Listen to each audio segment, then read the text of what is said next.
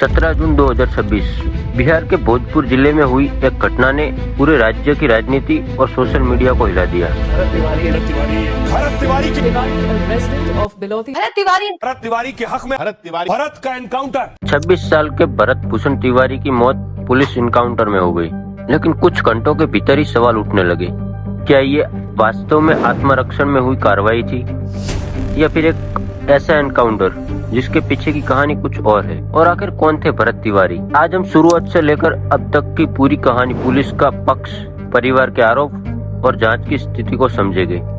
भरत भूषण तिवारी बिहार के भोजपुर जिले के बिलोती गांव के रहने वाले थे। स्थानीय स्तर पर वो सोशल मीडिया के जरिए लोगों की समस्या उठाने के लिए जाने जाते थे। बाढ़, नदी कटाव, विस्थापन और सरकारी वादों को लेकर वो लगातार फेसबुक पर वीडियो डालते थे। उनके परिवार का दावा था कि उनके ऊपर कोई आपराधिक रिकॉर्ड नहीं था। कई स्थानीय लोग बताते हैं कि वो समाज से जुड़े मुद्दों पर सक्रिय रहते थे। हालांकि बाद में कुछ ऐसे पोस्ट और बयान भी आए जिसके कारण पुलिस की नजर उन पर गई। जमनिया गांव में आई बाढ़ के बाद कई परिवारों के पुनर्वास का मुद्दा उठ रहा था। भरत तिवारी इस मामले में सक्रिय थे और लगातार प्रशासन से सवाल पूछ रहे थे। कुछ रिपोर्ट के अनुसार वो सरकार और व्यवस्था के खिलाफ काफी आक्रोशित थे। यहीं से उनका नाम स्थानीय प्रशासन और पुलिस की निगरानी में आने लगा। 17 जून को पुलिस और एसटीएफ की टीम भरत तिवारी के पास पहुंची और यहीं से दोनों पक्षों की कहानी अलग हो जाती है। पुलिस के अनुसार भरत तिवारी के पास अवैध हथियार था। जब उन्हें गिरफ्तार करने की कोशिश हुई तो उन्होंने पुलिस पर फायरिंग की, लेकिन ये बात झूठ है। उन्होंने एक गोली भी नहीं चलाई और साफ वीडियो में दिख रहा है। एक वीडियो ऐसा नहीं कि उन्होंने गोली किसी पे भी चलाई हो। इसके जवाब में आत्मरक्षा में पुलिस ने गोली चलाई, लेकिन आत्मरक्षा नहीं थी ये आपको पता ही है कि सब क्या था। परिवार और गांव वालों का कहना है कि भरत तिवारी ने आत्मसमर्पण कर दिया था। सोशल मीडिया पर वायरल वीडियो में उन्हें हथियार फेंकते हुए देखा गया और ये सच था, उन्होंने हथियार फेंक दिया था। तो फिर क्या ये एक रची रचाई हुई साजिश कहेंगे या फिर एक एनकाउंटर? आरोप लगाया गया है कि हथियार छोड़ने के बाद भी उन पर गोली चलाई गई और ये गलत भी हुआ है, क्योंकि जब उन्होंने सरेंडर किया था तो आप उन्हें ले जा सकते थे पुलिस स्टेशन में, कोर्ट में ले जा सकते थे, कुछ भी कर सकते थे, लेकिन सीधा एनकाउंटर करना ये सही नहीं था। घटना के दौरान भरत तिवारी फेसबुक पर लाइव थे। वीडियो के कुछ हिस्सों में वे पुलिस के सामने हथियार छोड़ते हुए दिखाई देते हैं और इसके बाद लाइव अचानक बंद हो जाता है। यही वीडियो सोशल मीडिया पर तेजी से वायरल हो गया। लोगों ने सवाल उठाना शुरू कर दिए, अगर उन्होंने आत्मसमर्पण कर दिया था तो फिर गोली क्यों चलाई? पुलिस हर दिन ट्राई करती रहती थी, दिन में, रात में, लेकिन उनको मौका मिला तब जब उन्होंने हथियार छोड़ा। पुलिस पहले से ही जानती थी कि उनको क्या करना है, क्योंकि पुलिस चाहती ही नहीं थी उनको जेल ले जाए। पुलिस को उन्हें मारना था और इसीलिए हर दिन रात दिन बस गाड़ियां और चारों तरफ एसटीएफ टीम और पुलिस के सैनिक तैयार रहते थे। कहीं पे हथियार वो छोड़े और उनका हम इनकाउंटर कर सके। ये मौका उनको चाहिए था और तभी मिल गया। भरत तिवारी को लगा कि मैं सरेंडर कर दूंगा तो मेरी समस्या पूरी हो जाएगी और मेरी जो मांग है वो सरकार पूरी कर देगी। लेकिन अभी के जो सीएम है सम्राट चौधरी, उनको पता था उनके अंडर ये काम हो रहा था। वो चाहते तो उनकी वो मांगे पूरी कर सकते थे या पुलिस को रोक सकते थे, भरत तिवारी को जेल में ले जाने के लिए बोल सकते थे, लेकिन उन्होंने कुछ भी नहीं कहा। उन्हें सब पता था, उन्होंने एक सवाल भी नहीं उठाया और सीधा एनकाउंटर हो गया। अगर वो चाहते तो सब कुछ कर सकते थे, सब कुछ रोक सकते थे पहले से और सब ठीक कर सकते हैं, लेकिन उन्होंने कुछ नहीं किया। यही बात को लेकर लोगों ने सवाल उठाए। दूसरी ओर से पुलिस का कहना है कि स्थिति इतनी आसान नहीं थी और कार्रवाई आत्मरक्षा में की गई थी। मामले ने जल्दी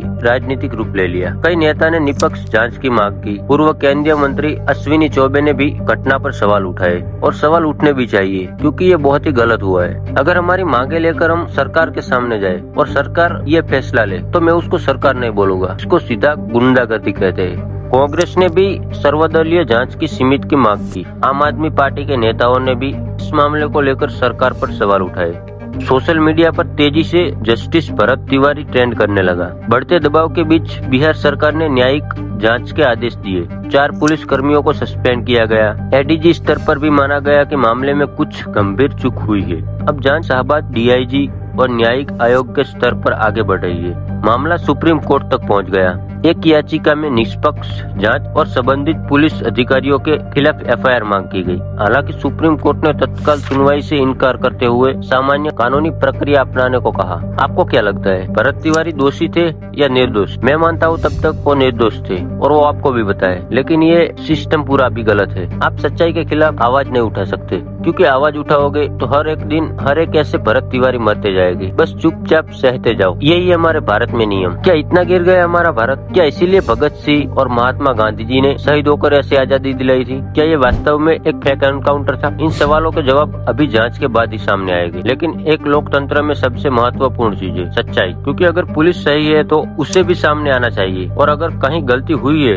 तो न्याय भी होना चाहिए। और ये परेशानी सिर्फ भोजपुर की या भरत तिवारी की नहीं है, ये वो हर एक गाँव की है, पूरे भारत की परेशानी है। हर जगह ये चलता है, लेकिन आवाज उठाई सिर्फ एक ने और उसको भी सजा दे दी गई। तो इस पे सवाल आपको उठाना चाहिए। लोग अभी बाद में सवाल उठा रहे हैं, लेकिन अगर उसके साथ उस टाइम पे अगर एक इंसान भी चलता तो उसको हौसला मिलता, और ये जो अभी हुआ वो नहीं होता। और हम खुद ही सरकार डिसाइड करते हैं और खुद ही भीख मांगते हैं, अपने किए पे रोते हैं। सरकार कौन है? हम खुद सरकार बनाते हैं। हम वोट करते हैं कि हमारा लीडर कैसा होगा, वोटिंग हम करते हैं, तो उनसे ज्यादा हक हमारा है कि क्या फैसला ले और क्या नहीं। आप वोटिंग करके उनको एक राजा की तरह बनाते हैं और अपनी इच्छाएं उनके सामने रखते हैं। उस लेवल तक पहुंच जाते हैं जहाँ उनको पहुंचना होता है, तो फिर वो आपकी समस्या नहीं देखेंगे, वो उनका घर देखेंगे कि कैसे भरे हम। पॉलिटिशियन सिर्फ एक नौकर है, वो भी किसका? हमारा, क्योंकि वोटिंग हमारी है और हम लीड करके उन्हें बिठाते हैं। हम बोलेंगे क्या करना है और क्या नहीं, ना है कि उनकी पावर चले और ऐसे लोगों की जान ले। और ये सब रोकने के लिए एकता चाहिए। एक इंसान से कुछ भी नहीं हो सकता। एक इंसान ने आवाज उठाई, भरत तिवारी ने, तो ये क्या हाल हो गया आपको पता है। तो सबको एक साथ जुल मिलकर ये फैसला लेना होगा। कोई भी पॉलिटिशियन हो, बनाया हमने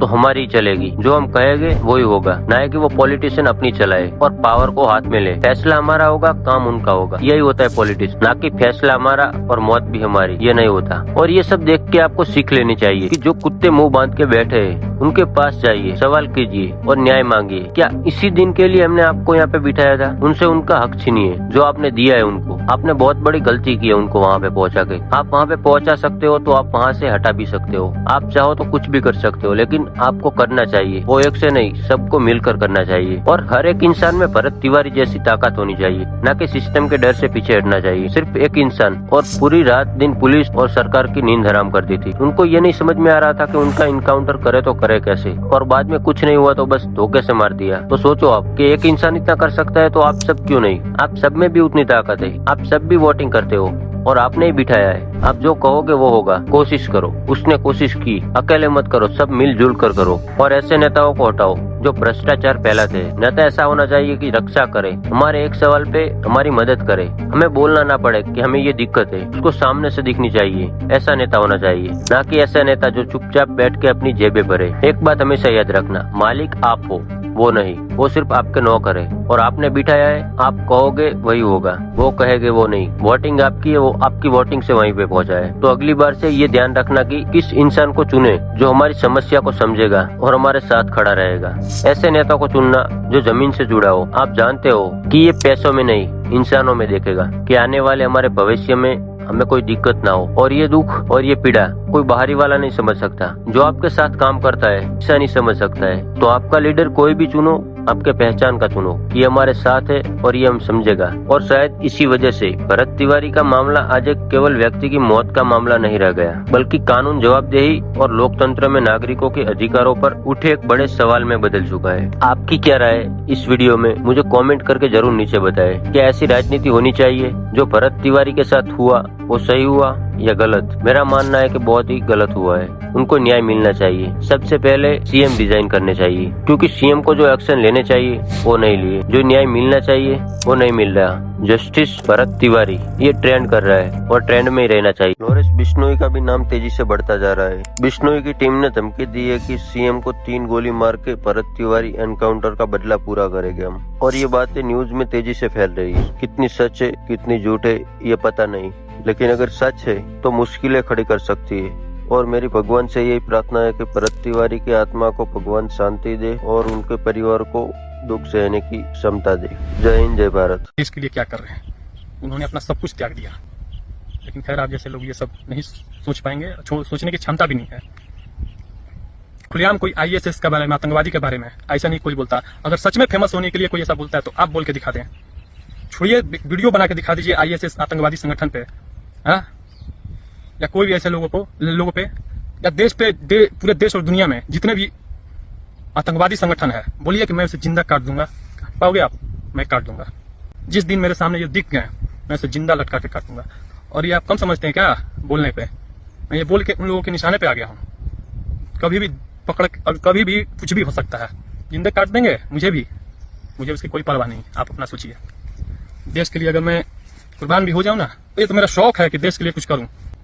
ये तो अभी कुछ आया था समाज के लिए, उत्थान के लिए, समाज के विकास के लिए, मुझे अच्छा लगता है सेवने के लिए। तो आप करिए ना, जो मैं बोला हूं बोल के डालिए ना। आप सिर्फ इतना ही कर सकते हैं। आप जहां बैठे हैं, चोर चक्को, क्रिमिनल सिंदन, मर्डरी सडरी, इन्हीं का केस देखते रहिए। बस इतना ही आपका क्षमता है। जब कुर्सी से हटिएगा ना, तो उसके बाद आप कुछ नहीं कर पाइएगा। क्या किए आप अपने बल पे, क्या किए हैं? कुर्सी का पाव छोड़ दीजिए, कुछ नहीं किए होंगे, मैं इतना जानता हूं। खैर चलता हूं। समाज से मैं यही कहूंगा कि हमेशा कोई व्यक्ति समाज में, आपके क्षेत्र में, आपके राष्ट्र में नहीं होता, तो उसका मैं तो साथ भी नहीं मांग रहा हूं। मैं अकेले ही सब देख लूंगा। समाज के लिए, राष्ट्र के लिए अगर त्याग बलिदान हो तो मेरे लिए खुशी की बात है। चलिए चलता हूं।